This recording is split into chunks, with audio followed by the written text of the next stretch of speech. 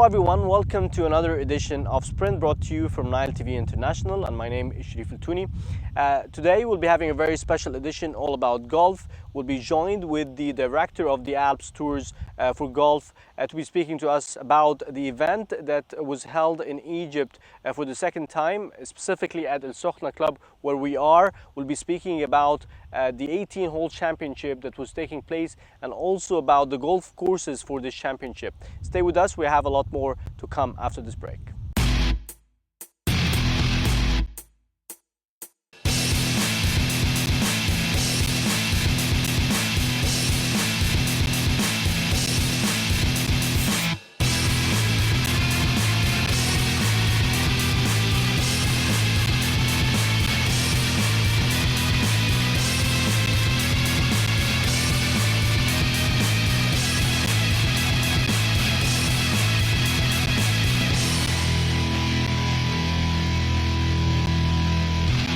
Welcome back, you're still watching Sprint, and I have the pleasure to introduce my guest. I'm joined with Ali Mohammed. He's the director of the golf club at Sokhna. I'd like to thank you very much for joining us, Ali. No, it was a pleasure, no problem. So at the beginning, I'd like to ask you more about the Alps tour. If you can tell us about this tournament itself. Is it a part of a big thing? Is it something that you have prepared in your golf course? Just to give you like briefing about the Alps tour, it's one of the satellite tour in Europe. They have like the third level of the European tour. They divided Europe to 4 destinations. It's like South Europe, which is the Alps tour, Middle Europe, which is a pro golf tour, Great Britain is a pro tour, and then the Scandinavian countries, which is a Scandinavian tour. And these tours they play for the whole season, and the top 5 of each tour they qualify to the next level, which is the Challenge Tour, and the top 5 of the Challenge Tour goes to the European Tour. So this is like the base, the big base for like what they call the future star for golf. So we contacted the Alps Tour last year, and we managed to get the two satellite tour, which is the Alps Tour and the Pro Golf Tour last year to Sokhna Golf Club, and they love it very much, and they enjoy the weather, they enjoy the quality of the golf course. Yes, I think the weather, it's a total switch. The weather is one. Scandinavian countries, and speaking about Egypt and the sun. Yeah. I mean, the weather is one of the most important thing in the whole deal, because these guys are stopping playing from November till February or end of February, 1st of March. So these people would like to keep practicing, to be in, This is like the beginning of the season. It's like a preparation phase that you're getting equipped and prepared and practicing for the 2014 season. That's absolutely right. Yes. So that's why we try to, because they stop like in November and they have nowhere in Europe to play golf, and you cannot get any better weather than in Egypt in this time. So it worked actually perfectly as a win-win relationship between us and the Alps Tour and the other tour, the satellite tour. Definitely. So going back to the championship itself that you held here at Sokhna, which is the second time that you're holding it here. If you tell us about the reasons behind having this tournament here, specifically in Sokhna, and having the tournament in light of what's happening in Egypt, yet determined to have such type of international championships in Egypt. We said we have to do something. We all knows what the country are going through now, and we have such problems. And if we just sit down and do nothing, then nothing will go on. So we decided to try to contact these people, to try to get them here, to just let them know that Egypt is not that bad as the media shown everywhere in Europe. So that was our vision. And in the same time, Egypt, before the revolution, Egypt was like the most undiscovered golf destination in the whole world. So Egypt have all the facilities, everything to be one of the biggest destination in golfers all over the world. So what we are trying to do, we're trying to invite these people, we're trying to get these people to come to see, because the media is not reporting what is actually happening in Egypt. Yes, we do have some problems, but it's not as it's been shown all over the world. Did you face any challenges when you're inviting? You have a lot of pro players that came over. Yes, of course, we did, but that was very big challenge in the beginning last year. Because people never been here before and don't know what's going on. But when they came here and they feel that they are secure and no problem, and the quality of the golf course, the quality of the hotels, the lovely weather they have here. Yes. Just giving you an example, last year we're having like 78 players for the tournament. We're taking like 1.5 months to get them in and to to let them feel, to convince them to come. And this year we just put the tournament up for 4 days and we get 108 people. Yes. And we have to stay stopped because of the daylight. People cannot finish. Yes. So what I'm trying to say is this, the feedback was great, the facility is great, everything is good. Hopefully That's like a normal demand. You did not do any sort of demand generation to convince these players to come. They are rising. This amount is growing without having you to try to convince them to come. the main idea about it, if we put like any advertising in any magazine or any newspaper in Europe, people will not really care about reading it because they know about the troubles in Egypt. So what we Yes. decided to do, to invite these people to come, Specific. actually, to Yes. come and see how is it. But then how did the growth happen? Because you did growth, you were saying it was 78 and this year it's 104. That So it's means like that means the feedback was great from the first group, which all the 78 so the people. number of invitees that you invited, they acknowledged and they supported the idea. Actually, and they it's. came. But I would like to say it's not an invitation. It's people have to come and they have to pay their accommodation and all these things. Okay. But we invite the tour itself to come to Egypt, Okay. and we providing the sponsorship money for them through the sponsors. But bros still have to So you're pay. hosting this. We are part, hosting this. the Alps This, tour this here is in I need to clarify because Yes. we get a lot of people just get messed up And a it's little very bit about important it. to stress on the fact that it's an Alps tour, it's an international tour. It's not Yes. something that we have created in Egypt as a local championship or anything for preparation. And it's also good for a starting point in the Of course, I mean, if you start with getting one of the biggest European third level tour, and it's formal and it's been existing there for the last 12 years, and they've been going to Morocco and Turkey, and now they've been talking with me actually yesterday to cancel the 2 weeks in Turkey next year and come to Egypt because they love the weather more, love the facilities more. I mean, it's Egypt get everything to do it and to grow, but it just need people to work together and need to put like you guys to help us with the media. And actually, this year we got a full support from the Egyptian Tourism Authority, from the Minister of Tourism himself, because Egypt have a lot of what we call it type of tourism, like the sea tourism and the like the pyramids and all this. We would like to add a new kind of tourism, which is the golf tourism, and this is huge industry. This is Yeah. huge field. I mean, and actually, it's good field to Egypt to get Work in at, yes. because it's the people normally travel playing golf. They are rich and they can spend more money than the other tourism, and this is kind of tourism we would like to get them in Egypt now. So speaking, you as a director of this tournament and the golf championship, if you can tell me about the tournament itself because it's broken into two parts. I mean two tournaments and Yes, actually, it's we call it like 2 weeks tournament. It's the tournament start with like 2 practice days, which was Sunday and Monday last Yes. week, and then the actual tournament was Tuesday, Wednesday, and Thursday. The first 2 days of the actual tournament, everybody has to play, and then they choose the best 40 people, and then there's 40 people they have to play the last day, and to decide who are the winners. And how did it go? Like in comparison also with what happened in 2013, in 2014, how did this tournament go in your opinion? I think it went very, very well. I mean, it getting improved day by day, year by year.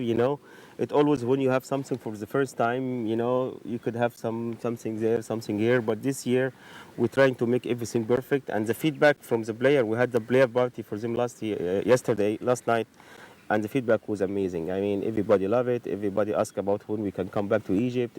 So this is what we would like to do. And the good thing about it, these people will work as ambassadors for us in Europe because these people, some of them work in the golf clubs in Europe where they can have a lot of amateurs member where they were looking for a destination to spend their winter vacation. So this is what we're trying to do. These people can come. These people, because they normally respect the golf professional who teaching them. So if they tell them Egypt is safe, Egypt is good, the facilities is good, if the facilities is good for the professional, definitely it will be good for amateurs. How far was the support of the Egyptian Tourism Ministry to support such an important event and championship in light of what's happening and despite of the uncertain situation and the tough situation, yet you're determined to have this established. How far was the support of the Egyptian government? No, actually, the tourism ministry and the Egyptian Tourism Authority been supporting us with a great support. I mean, financially and through the media, through everything you ask them for. They've been supporting us, and actually they just having another tournament last week as well in Hurghada for like a German market, and so they actually doing because they appreciate the value of the golf tourism. So this is a great field to attack because we have a lot of golf courses in Cairo, in Sharm el Sheikh, in Hurghada, in Sokhna, so I think they appreciate the value of this kind of tourism, and they've been supporting us strongly. To be honest with you. So, finally, I'd like to ask you, Ali, what are you aspiring for? This is we're sitting in the starting point of the golf course. Yes. The other side is the end point of the golf course. Where are you heading? Being a player, also golf player, Yes. you definitely have something in mind when you are trying to build up these championships. From my point of view as an Egyptian, to develop this game, we have to have a lot of Egyptian people playing golf, because we cannot depend upon like expat playing golf in Egypt, and we have to have like a base of the junior, and this is what actually the Egyptian Golf Federation is doing now. They are supporting a lot of juniors, and they have the talent and they have the skill to be something really nice in the future. Especially the golf will be one of the Olympic Games in 2016. So we are preparing our team now, because in order to grow up with this golf industry, you have to have the base of the people who actually playing golf. Yes. So my dream as an Egyptian and as one of the few Egyptian golf directors, I would love to see a lot of Egyptian playing, a lot of junior playing, because this is where we can grow up with the game. And hopefully in one time we'll have like the Egyptian professional tour where we have all the big stars coming to Egypt, and it will attack all the media towards Egypt. And then because we taken the best undiscovered destination in the world for golf. So we have the best destination for golf, but people doesn't know about it. Yes. So in order to let people know about it, we have to let Egyptian first to know about it. And through Egyptian media, then we can let the international media know about it. By bringing some star. First of all, people have to understand the concept of the golf, because people get like some wrong ideas about the golf courses using a lot of money, a lot of water and all this. We are using the sea water to the golf course, and we've traded it, and this is what we're trying to get what we call it the right thought about the golf game of the golf industry to the Sending Egyptian. the perfect or the real message around what's really happening and how you're running this industry. I would like to say that the golf is a huge industry. It's not some people just come to enjoy and play golf. I mean, this is like applying jobs for a lot of people. Imagine to create golf course like this, how many people they can work, to like under construction, and then to build the golf itself, to keep it, maintained like this, and people working in the operation. I mean, it's huge.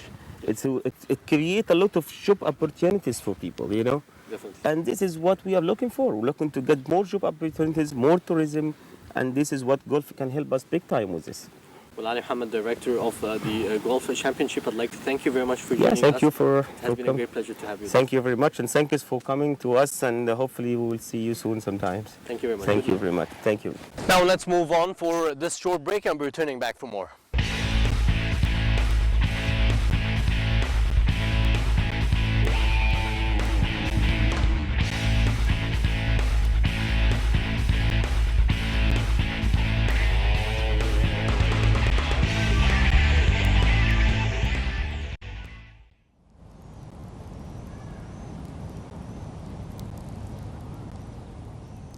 George Coetzee came from shots back to win the Joburg Open, the first European Tour title and a place at the British Open, on a profitable Sunday for the South African. Coetzee's final round 6 under 66, with 6 birdies and no bogeys, took him to 19 under 268 overall and passed compatriots Thomas Aiken and Justin Walters, the overnight co-leaders. The 27-year-old Coetzee was flawless on the East Course at Royal Johannesburg and Kensington Golf Club to clinch the maiden title in the 107th Tour event, a sequence that included 24 top 10 finishes. Coetzee won by 3 shots from England's Tyrrell Hatton, South Korea's Ying Yong, and Walters, who needed an eagle on the last to take Coetzee to a playoff and made bogey instead. Young and Walters claimed the other 2 British Open places on the offer at Royal Joburg, with Hatton missing out because of the world ranking was lower than the 2 he tied with for second, the European Tour said. Aiken struggled to a 74 and was tied for 5th on 15 under, with Englishmen Andy Sullivan and Matthew Baldwin and Spaniard Alvaro Coeras. Charles Schwartzel, number 4 in the race to Dubai and the highest placed player on Europe's money list, competing in Johannesburg, was tied for 59th after a second straight 72. Coetzee was smooth through the final round to set the target at 19 under and birdied all the 3 of the par 5s in the front 9. He enjoyed a lucky break on number 15 when his wayward tee shot bounced off a tree and back into the fairway and went on to sink a 20-foot putt for the birdie. Hutton and Young couldn't catch him, and 2 shots back with 2 to play, Walters left a birdie putt just short on number 17 to leave himself a tough task on the last. He could only manage a bogey with Coetzee from nearby Pretoria, confirmed as the champion, while he was singing and signing autographs for the fans.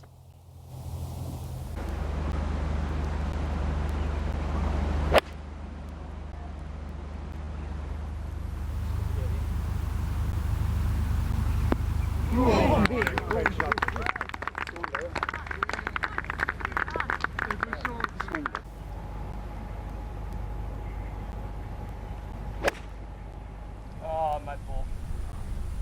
Mad ball.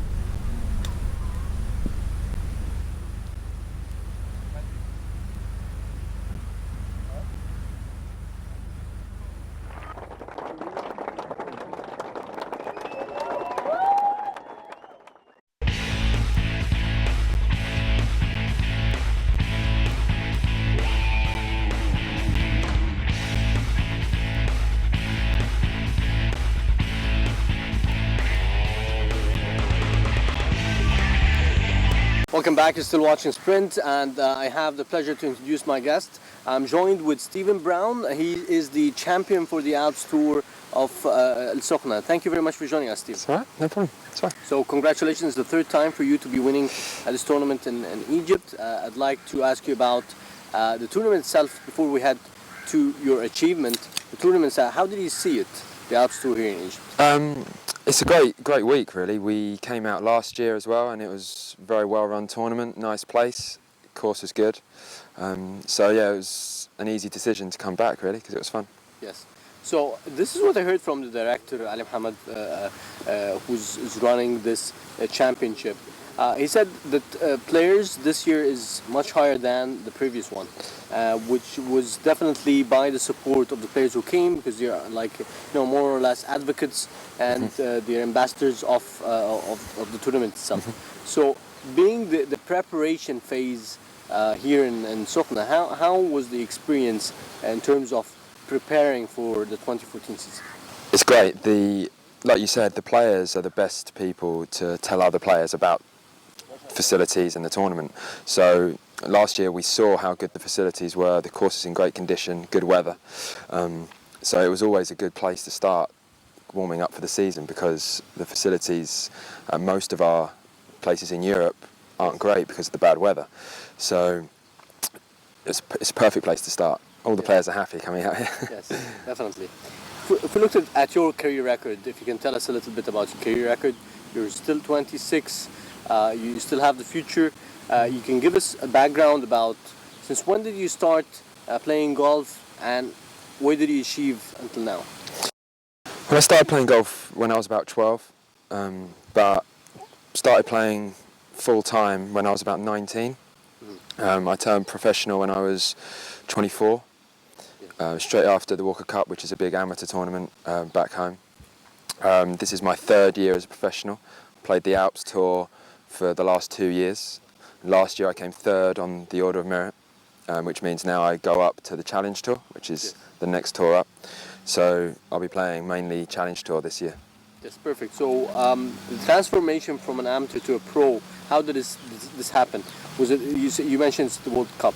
So what was the phase like? Technically, where you Okay. become a pro after being an amateur? And basically, you just make that decision that you want to try and play for some money. So then you can enter professional events and then take it from there. Once you play in a professional event and you take money, then you're basically a But it's a like an professional. investment from your side too. Yeah, Because you definitely. Yeah, invest and you're Exactly. expecting return. yeah, exactly. It becomes more expensive to play when you Yes. turn professional, but like you said, the rewards can be good as well. When you're an amateur, you can't earn a living out of it. You can't earn money. Yes. So if you want to do it that way, you have to turn pro and give it a go. So you also should have this economical mind. So Yeah. how you are going to be doing across the full year? How are you going to be spending? What you're going to be returning? And does it put on you pressure to be winning tournaments, or is it about the game eventually? It is an expensive sport to play. It comes with some pressure that obviously you need to perform so that you can afford to do it. If you're lucky enough to find some sponsors, that helps out because it takes care of the costs. But if you can't get a sponsor, and it's hard to now with the way the world is, so then it does bring some pressure that you need to do well. Of course, and to get a sponsor, you have to be ranked highly, definitely, Yeah. in the pros Yeah. among the pro players. Definitely, yeah. I mean, like I said, it is hard at the moment. So the better you're doing, the more chance there is of picking up a sponsor. The best chance us guys have initially is people that know us from our golf club back home, for example, that want to help out to try and get you to the highest level. But in terms of just picking up a random sponsor, it's tough. So tell us about the win, the victory, 2014, 10 under. If you can explain to us also what this 10 under means. Basically, 10 under is 10 shots under below the par of the course.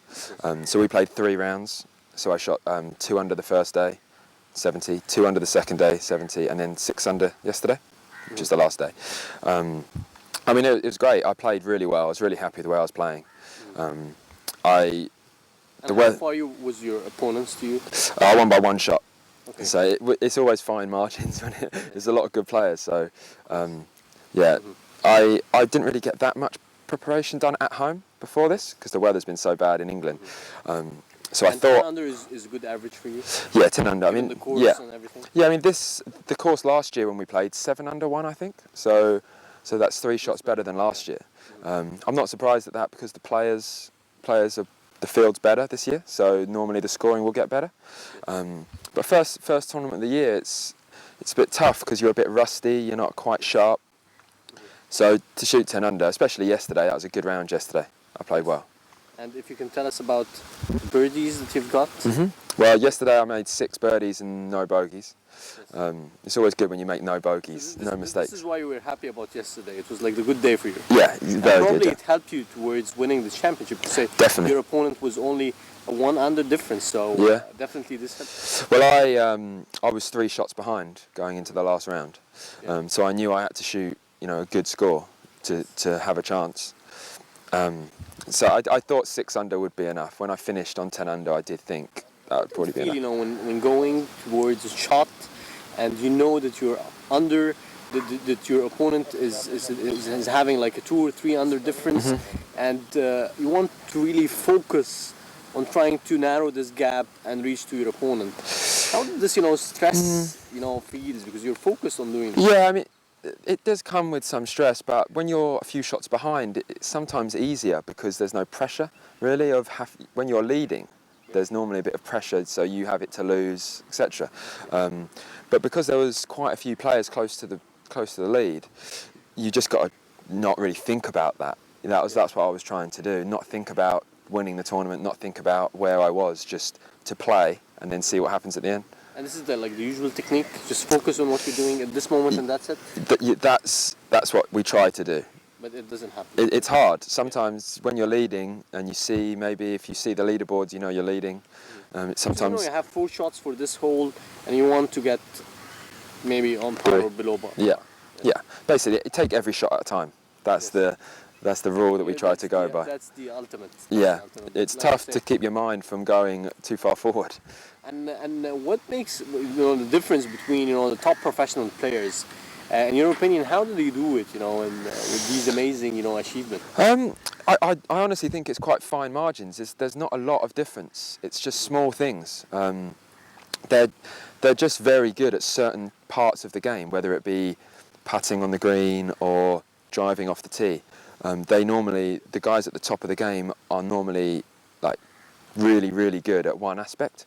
And a lot of the players here, they're not far off that. It's not a million miles away. You've just got to do it at the right time.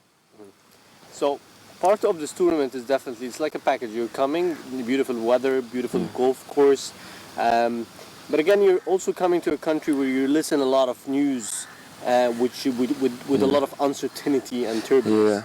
How did you take the decision to come over? Well, as soon as we spoke to the organisers, the owners of the area, and that they said it was a safe area here, there was no worries. I mean, we sort of took it for granted that they know the best thing, and they would say if they didn't think it was a good idea. So as soon as we got the all clear, we were here. So what is the plan for the upcoming season 2014? How are you seeing the upcoming challenges? You mentioned that you're going to the challenge tour. Yeah. So what is beyond the challenge? How are you seeing the full year stack of competitions that you're going to be facing? Well, yeah, like I said, I've got the challenge tour this year. The first tournament is in 2 weeks in Kenya, so that's basically the first tournament of the year. And then basically the challenge tour is the tour below the European tour. So ideally I'll have it play well this season on the challenge tour, and if you come top 20, then you move up to the European tour. And what's beyond the European tour? European tour is the highest tour in Europe. That's the biggest tour. And then obviously there's the equivalent in America, which is the US tour. Yes. They're the two biggest tours. So when is the time where you get to meet this like top players of the world? That would be European tour. European tour, yeah. Yeah. And that's your aspiration. Yeah, I mean, I want to be, top 50 in the world. I want to get to the top of the game. That's your target, top 50 in the world. Yeah, if you get to top 50 in the world, then you're pretty much playing all the big events against the best players in the world. And that's where I want to be. Yes. And in your opinion, how far would that be, like finishing the challenge tour, and could it be like in 1 year span? Unlikely. It's more maybe a 2-year sort of plan. 2-3 years, being honest, maybe 3-year plan, Yes. realistically. And it depends on how well you're practicing and how well you're progressing.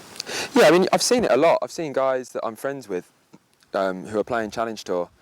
They move up to the European Tour and they're competing, almost winning tournaments. So, like I said, it's not a million miles away. You've just got to get into a good run, play good golf, and see where it takes you.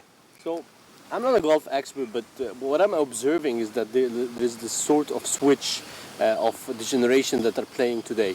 So obviously younger players are competing rather than like 40s. Yeah, definitely. People are starting so young now. It's so popular as a young sport. Before, I don't think it was as popular as other sports, whereas now it is. So people are starting earlier, so they're peaking earlier. It's just it's the way it goes. Right. Eventually, Stephen, I'd like to thank you very much. It has been a great pleasure to have you with us, and congratulations for your victory. Thank you. No problem. Thank you very much. Now let's move on now for a short break, and we're returning back tomorrow.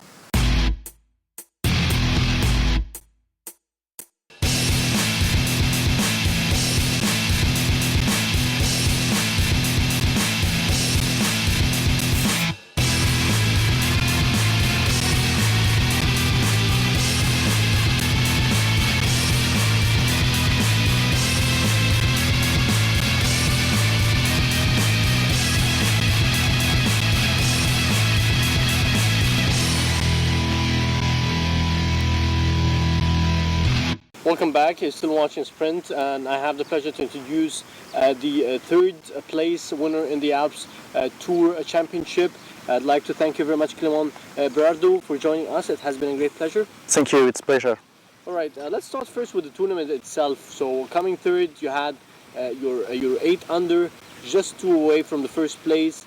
And tell us your experience about the last shot. My last shot, I was 9 under and I saw the leaderboard. I thought I could maybe made a birdie, so I tried to be aggressive to get the pin, but fortunately I was too aggressive. I had something like 95 meters. That's a shot I usually play in France, but it's everything is completely different. So I just go too long and This made. was like how far you were from being the champion for this tour, because it was like a last shot. It was very, very stressful, and your aim was to try to stay on probably on par or even a birdie, like you mentioned. Yeah, but I'm not really stressed out usually. You know, I'm pretty cool, Yes. and even more when you really close to the lead, it's better than fight for the cut. So I was not really stressed. Maybe not enough because I just hit a really bad shot. Yes, that's really different from a player to player. Some players they're really stressed out when they're in the lead, and others are stressed out when they're like behind. For me, it's better to be near the lead than Yes. play for the cut. To continue. Yeah. And at the point where you were 9 under, now the second place was 9 under and the first place was 10 under. The point you were 9 under, you were not in the lead at that time. So Stephen Brown was like was 10 under. Yeah, it was 10 under. So he stayed on power on the last shot. You had a bogey. I had a bogey. I tried to share the lead to go in playoff, but I just made a really bad shot and I made bogey. Perfect. So now you've moved. You're in the pro phase. If you can tell us about your upcoming tours, where are you heading for? This season, Yes. so this season I'm gonna play all Alps Tour event, and I'm gonna play the Challenge Tour, which will be in France. Yes. So I think it's gonna be 3 events. Yes. So Challenge Tour is in different places. This is I understand. So you select which competitions you're entering. Challenge Tour is, you can compare to football. It's second division. Yes. Okay. So It's just behind the European Tour. yeah, true. Yes. And it's in different locations. So you select which countries you're going to be having. Me for Challenge Tour, I can select. I can because I don't have my card for Challenge Tour. Yes. But with the national field, I can enter in the Challenge Tour in Okay, France. so you've not yet passed the Alps Tour. You have to be winning the Alps Tour or among the top 20 in order to head to the Challenge Tour. It's top 5 to go to the Top 5. Yeah, It's top that- 5. It's that difficult. Yeah. Yeah, so it's like squeezing the best players Yeah. out to go to the Challenge Tour. So, in general, how did you see this championship in Egypt and also having it, on a totally different weather type? In France, and I think in Europe, it's pretty cold, rainy. So it's just great to come in Egypt to get everything is great. Sun, it's warm. Course are really good. Practice area also. Everything is great for us. Yes. And how did you find the way they organized this tournament? The organization is perfect. Perfect. Yeah, food is good. We have shuttle. Everything is great. So part of the challenge definitely, or part of the decision making to come here to Egypt was also thinking about the political turbulence here in Egypt. How did you take this decision? I didn't really think about it. And how did you find it eventually? Everything is great. No problem here. I don't really know because in the resort we are really good. But even when we are at the airport, everything was safe. So let me ask you this question. Usually, what do you do, Clément, when you go to a new golf course? So, what is your plan? How do you deal with the course in order to excel and try to win your opponents? Well, first I'm gonna get the yardage book, which is the design of all. You have Like basically the design plan. Yeah, you have the distance, all the distance to the bunker from the tee to the water, the green with the slope, everything. So depends. Usually I used to play and I just look around to know where the hazards and everything, where I shouldn't go, where I should go, where I want to play, where I'm gonna play if the pin is in this position or in this one.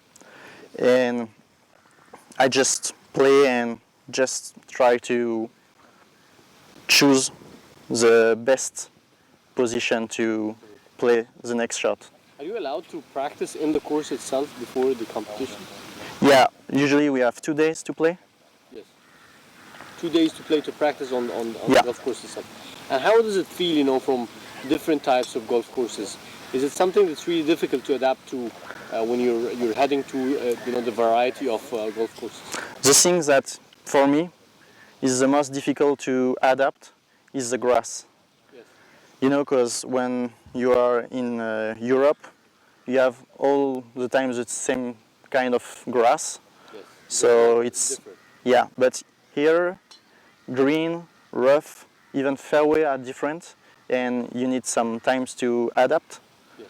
But after it's the design of the hole is always different, and it's not the biggest deal. Yes. If we can speak a little bit about your career record, what's the achievement that you're really proud of? How did you start golf? It's more about you. I started golf at 15. My father plays since I'm really young, and he tried to make me play, but I didn't really like that. It was too lazy, smooth. I preferred things. I think like child. You prefer things like when you move, like tennis, football, things like that. And I don't really know why. And I started to play with him just to have fun, and it really pleased me. So I just continue. So he managed to eventually convince you into the. Not really. He didn't ask me to play, but he just You liked it. yeah. He just tell me maybe you could come, and I say yes, why not? And one time and another time, and after it was one time a week and more. Yes. And then you started loving the game, and then you started practicing. Well, I made my study until 90, Yes. 19, sorry. Yes. And after I just choose to play golf because I really like that. And now, how long have you been playing since 19? It's like how many years? I played, it's my second year pro, and I played something like 6 years or 7 years amateur. Yeah. And how does it feel, when you're this transformation? And what was the point of transformation from the amateur to the pro? Well, How did you decide to take this decision? I'm going to become an pro. because I just wanted to try. Yes. That's what I love to do, and it's really a chance to be able to do what you want. Yes. It's a chance to be able to live your patient every day. So these 2 years is definitely totally different experience than the previous Well, previous 6. it's not completely different. The big difference is that you're playing for money, Yes, and you're independent. and I not really because you need to get some sponsor Yes. to play because season is really expensive, Yes. and if you don't have really sponsor, you can't really play all the tournaments. And how did it turn out for you until now? Playing for money, being in the professional world. Well, I don't really think about money. I just try to play golf, have fun, and like this week. And if you have fun, just things will come. Yeah, and definitely this is part, golf is also attributed to money because people are looking at the stories of Tiger Woods Yeah. and the amazing numbers that the champions are doing, and people are like golf is like the rich game, and Yeah, it's not always like that. yes, it's not No. like, I wish it could be, but no. yeah, and especially when you're still in the beginning, you're still you're in the Alps tour, you're still heading to the Challenge Tour, and you have a lot of aspirations to be growing and developing in this game. Yeah. Yes. So did you go to any sort of like World Cups, anything that you have tried to? I played, but in amateur, I played many tournaments like British Amateur, European Championship, some tournaments in Yes. USA. Yes. And how was the experience? Because this is like a gradual build-up of practice and experience in order to take you to another level. How was the experience in such large and impressive competitions? Well, I can't really say. I don't really think about it. I just play golf, with my father the Sunday or in a competition, Alps Tour event. Yes. I just trying to.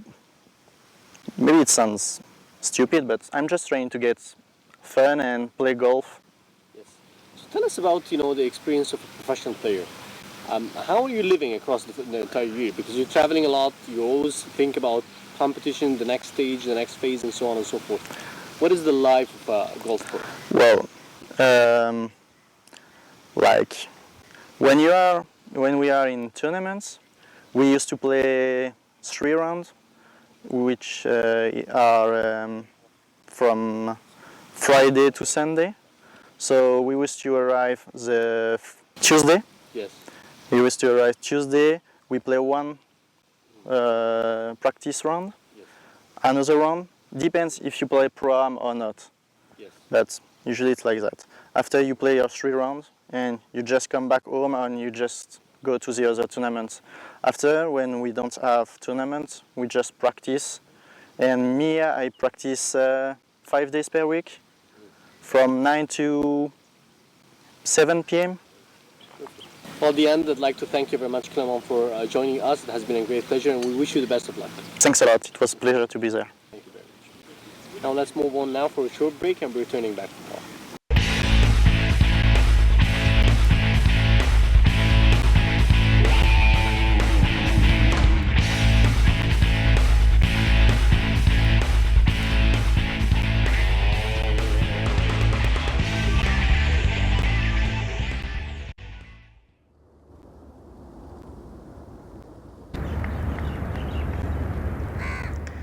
Stephen Gallagher birdied 2 of the last 3 holes on Sunday to become the first player to successfully defend the Dubai Desert Classic.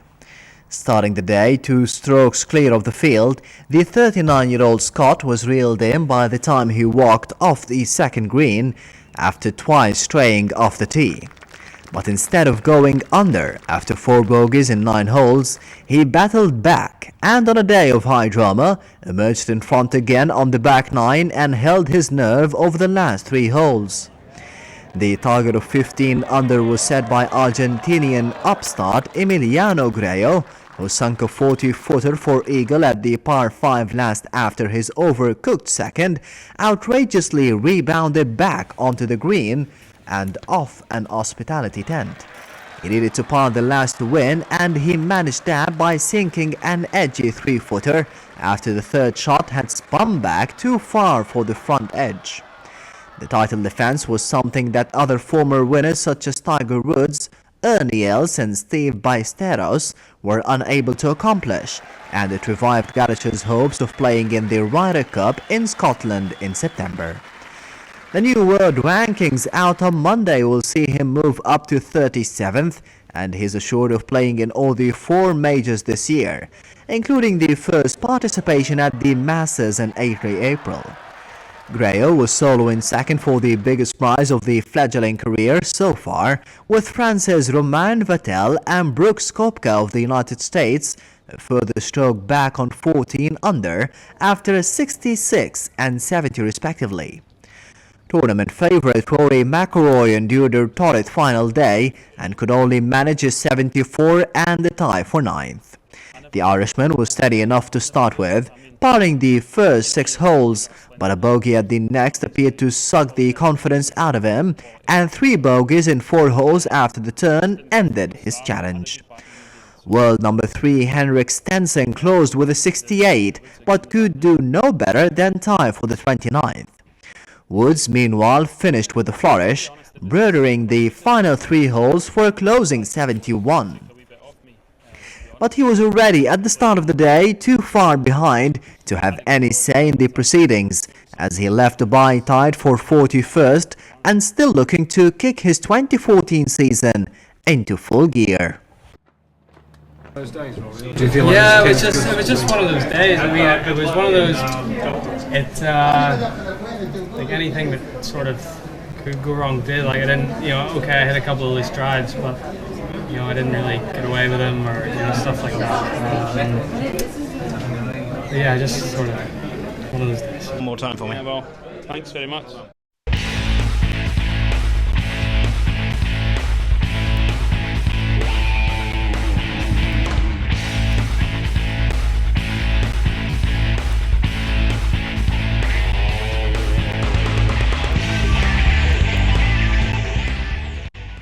Welcome back. You're still watching Sprint. I have the pleasure to introduce my guest. I'm joined with Mohammed Atallah. He's the media relationship manager with the Alps tour at Al Sukhna Club. I'd like to thank you very much for joining us. Thank you very much for having us.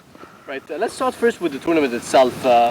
This is a great achievement to have this tournament for the second time in light of what's happening in Egypt. So this is like the prime challenge to host this here in Egypt. Sure, definitely. As you said, we had the tournament here in 2013. This is the second year of the Alps tour here in Egypt. It's been received greatly by the people from the Alps tour and the players, and obviously for the local people here in Egypt and the local golfers. It's a great thing to have on board. Yes, definitely, and there are significant reasons behind having this tournament here. So if you can share with us. What did you have in mind in trying to establishing this tournament here? There's quite a few objectives. One of the main objectives, obviously, is to put Egypt on the map in terms of a golfing destination. Having golf tours like this in Egypt gets us lots of exposure in Europe, and people then understand that Egypt is a safe place, a beautiful place with beautiful golf courses across the country, not just here. And the other objective is obviously to have some interaction and relationship and engagement with top-level professionals for our own youth development programs in Egypt, to increase the awareness of golfers and increase the awareness of golf, and to enhance the junior programs and bring out champions, hopefully. Yes, so Alps Tour, and then comes the Challenge Tour. That's correct. If you can tell us about Egypt, the experience in hosting such type of tours. Did we have any experiences beyond the Alps? Yeah, we've hosted Challenge Tour events in 2004 and 2006 in Sharm el-Sheikh. And then more recently, in 2009 and 2010, we had the Egyptian Open, which was a Challenge Tour event in 2010. In 2009 came Ryder Cup captain Colin Montgomery. And in 2010, the world superstar Rory McIlroy was here and played in the events. And with the focus to move on and on, hopefully, into top level tournament hosting in Egypt. That's interesting. And 2010 was like the peak of the types of championships. Sure. We did not yet head to the European Tour, which is the biggest. Correct. The focus was and still is that hopefully by 2015 we will get top level European Tour events here in Egypt again.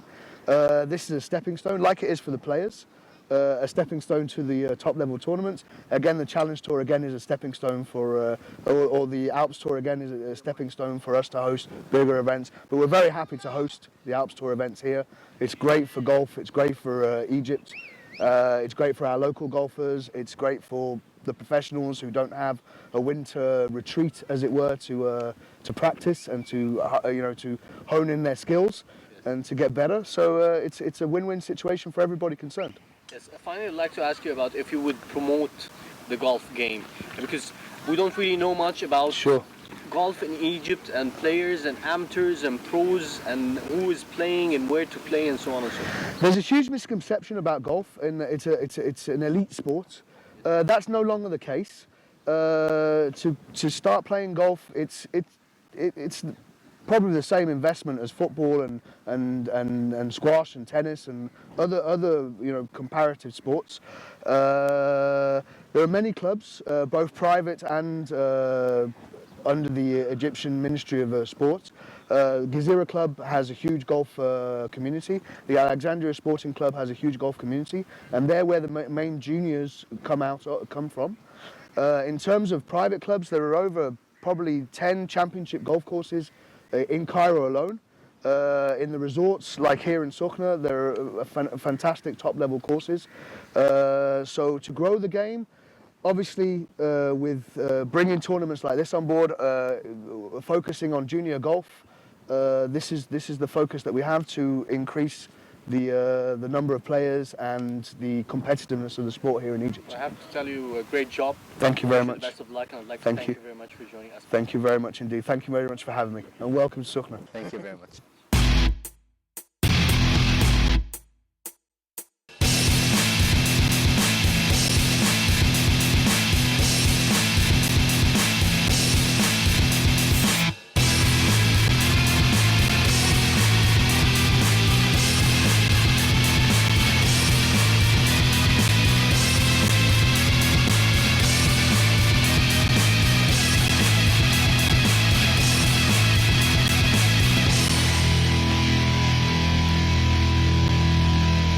Well, this brings us to the end of this edition of Sprint. We'd like to thank you very much for joining us. We hope you enjoyed this edition as much as we had. Thanks for watching and see you next week. Goodbye.